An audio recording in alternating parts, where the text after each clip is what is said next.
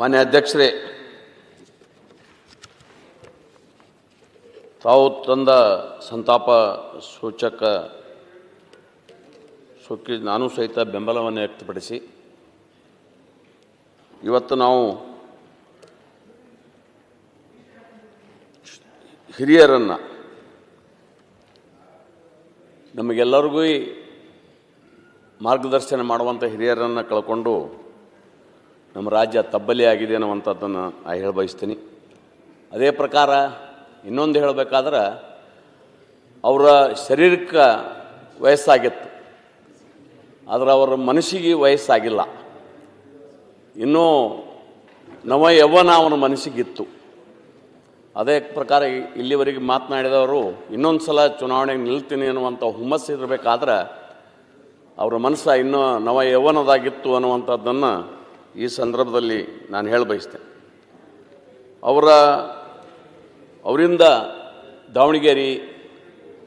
ದಾವಣಗೆರೆ ಅಷ್ಟೇ ಅಲ್ಲ, ಎಲ್ಲ ಜಿಲ್ಲೆಗಳಲ್ಲೂ ಸಹಿತ ಅವರು ಇಂಡಸ್ಟ್ರಿಗಳನ್ನು ಪ್ರಾರಂಭ ಮಾಡಿ ಆ ಭಾಗದ ನಿರುದ್ಯೋಗಿ ಯುವಕರಿಗೆ, ಲಕ್ಷಾವಧಿ ಯುವಕರಿಗೆ ಉದ್ಯೋಗ ಕೊಟ್ಟಿರ್ತಕ್ಕಂಥ ಉದ್ಯೋಗದಾತರವರು.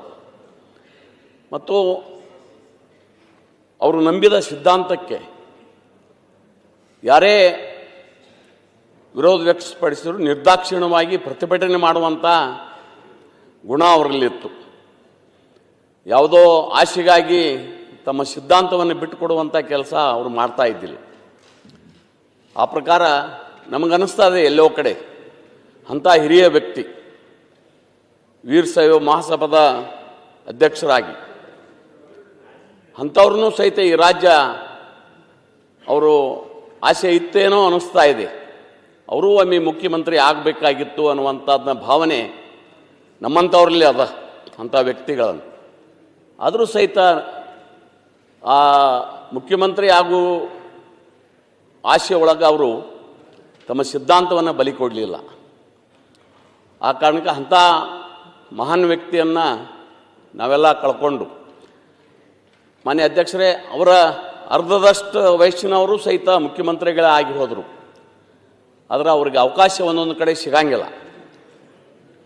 ಹಿಂಗೆ ಅವ್ರ ನಸೀಬ್ದಾಗೂ ಬೇಕಾಗ್ತದೆ. ಆದ್ದರಿಂದ ಅಂಥ ಮಹಾನ್ ವ್ಯಕ್ತಿಯನ್ನು ನಮ್ಮ ಭಾಗದಲ್ಲಿಯೂ, ನಮ್ಮ ಜಿಲ್ಲೆಯಲ್ಲಿಯೂ ಸಹಿತ ಸಕ್ಕರೆ ಕಾರ್ಖಾನೆಗಳನ್ನು ಪ್ರಾರಂಭ ಮಾಡೋದ್ರ ಮುಖಾಂತರ ರೈತರಿಗೆ ಸಹಾಯ ಸೌಲಭ್ಯವನ್ನು ಕೊಡುವಂಥ ಕೆಲಸವನ್ನು ಮಾಡಿದ್ದಾರೆ. ನಮ್ಮ ಬಾಜು ಬೆಳಗಾವಿ ಜಿಲ್ಲೆಯಲ್ಲೂ ಸಹಿತ ದೊಡ್ಡ ಪ್ರಮಾಣದ ಸುಮಾರು 20,000 ಟನ್ನಿನ ಸಕ್ಕರೆ ಕಾರ್ಖಾನೆ ಬಹುಶಃ ಇದೇ ವರ್ಷ ಪ್ರಾರಂಭ ಮಾಡುವಂಥ ಕೆಲಸ ಮಾಡಿದ್ದಾರೆ. ಒಟ್ಟಾರೆ ಅವರಿಗೆ ಕೇವಲ ದಾವಣಗೆರೆ ಜಿಲ್ಲೆಯನ್ನು ಬೆಳೆಸಬೇಕಷ್ಟೇ ಅಲ್ಲ, ಇಡೀ ಕರ್ನಾಟಕವನ್ನು ಸ್ವಾವಲಂಬಿಗಳನ್ನಾಗಿ ಮಾಡಬೇಕು, ನಿರುದ್ಯೋಗಿ ಯುವಕರಿಗೆ ಉದ್ಯೋಗದ ಅವಕಾಶ ಕೊಡಬೇಕನ್ನುವಂಥ ಭಾವನೆ ಅವರಲ್ಲಿತ್ತು. ಅವರ ಅಗಲುವಿಕೆ ನಮಗೆಲ್ಲರಿಗೂ ಸಹಿತ ಈ ರಾಜ್ಯಕ್ಕೆ ತುಂಬಲಾರದ ನಷ್ಟ ಆಗಿದೆ.